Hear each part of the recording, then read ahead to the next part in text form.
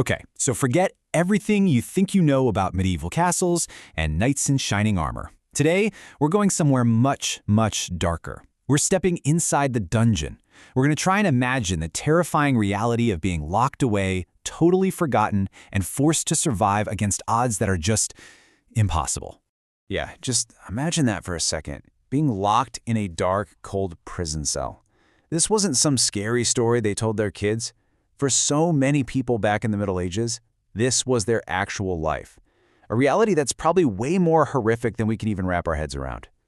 So how does someone even end up in a nightmare like this? Well, the first thing that's going to shock you is you didn't have to be some hardened criminal. Not even close. Let's take a look at just how fast, how random, and frankly, how terrifying medieval justice really was. I mean, look at this list. It's unreal how easily your whole life could be completely destroyed. Maybe you're starving, so you steal a tiny piece of bread. Or you fall behind on a small debt. Or, and this is the scariest one, someone just points a finger and accuses you. That's it. There's no proof needed, no trial, no lawyer to defend you. There's just the accusation. And then you're thrown into a cell and just forgotten. The speed of it is just brutal. One minute you're going about your day, and the next you're being dragged off. That heavy door slams shut behind you, and poof, it's like you've been completely erased from the world. Okay, so you're in. The door is locked. Let's really get into the immediate sensory overload, the pure horror of this place, because this is the exact moment your fight for survival begins. The very first thing that hits you? Darkness. And I'm not talking about just shadows or a dimly lit room. I mean a deep, profound, disorienting blackness. You're underground, in a stone box. No windows, no torches, nothing. This void, is your entire world now. And then the smell hits you, and it's overwhelming. Think about it, there are no toilets. So you and everyone else, you eat, you sleep, you live in your own waste. The air is so thick with the stench of decay you can almost taste it. And you have to breathe this in and day out. And on top of all that, you can't even move. A lot of prisoners were literally chained to the walls or to the floor. Can you imagine that? The cold iron just digging into your skin, not being able to stretch or even stand upright for days or weeks, maybe even months. So, let's say you survived that initial shock. What's next? Well, now you have to face the relentless, day-to-day horrors. This isn't about being bored or feeling lonely. No, this is an active, minute-by-minute fight against a slow, creeping death. And you're never really alone down there. Oh no, you have companions. The constant gnawing hunger in your stomach, the diseases that just rip through the cells, and the rats. And we're not talking about one or two, we're talking hundreds, crawling all over you, biting you while you try to sleep, and just one of those bites could lead to an infection that kills you. So how do you even eat?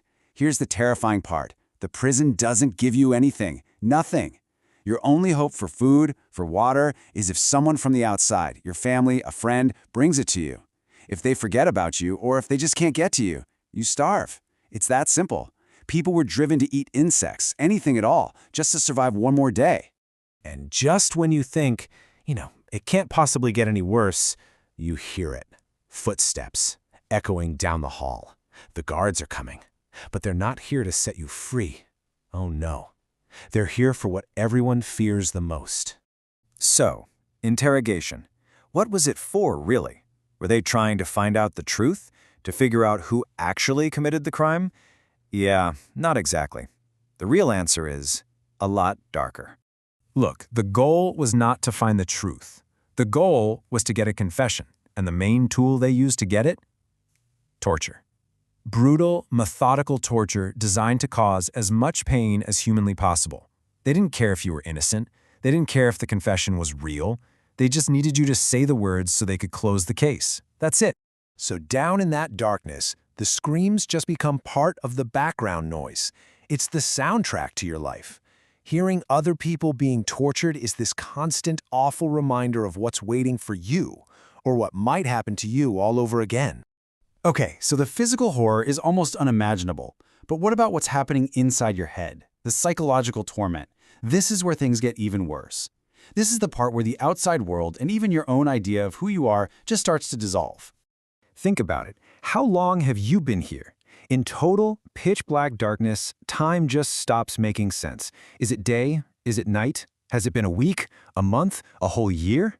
After a while, you might not even remember why you were put in here in the first place. You just exist in this endless, timeless nightmare. And what happens when another prisoner finally dies from starvation or sickness? Well, they didn't always remove the bodies, so you're forced to live in that tiny cell right next to a dead person, a constant, decaying reminder of what your own fate is going to be. Which brings us to the really grim conclusion here. Is there any hope at all? Can you plan some daring escape, wait for your release? For most people, the reality was, well, absolute. For almost everyone, the chance of escaping was zero. Nothing. This wasn't a temporary timeout. It wasn't about rehabilitation. A medieval prison sentence was basically a death sentence, just a really, really slow and painful one. When you think about it, this experience just stripped away everything that makes you human. Your freedom, your health, your dignity, your identity, and then, finally, your life. You know, the stories we usually hear about history, they tend to clean this stuff up, right? But as we've seen, sometimes the real story is way more terrifying than any fiction. It just goes to show you, history isn't always what it seems. Sometimes, it's far more terrifying.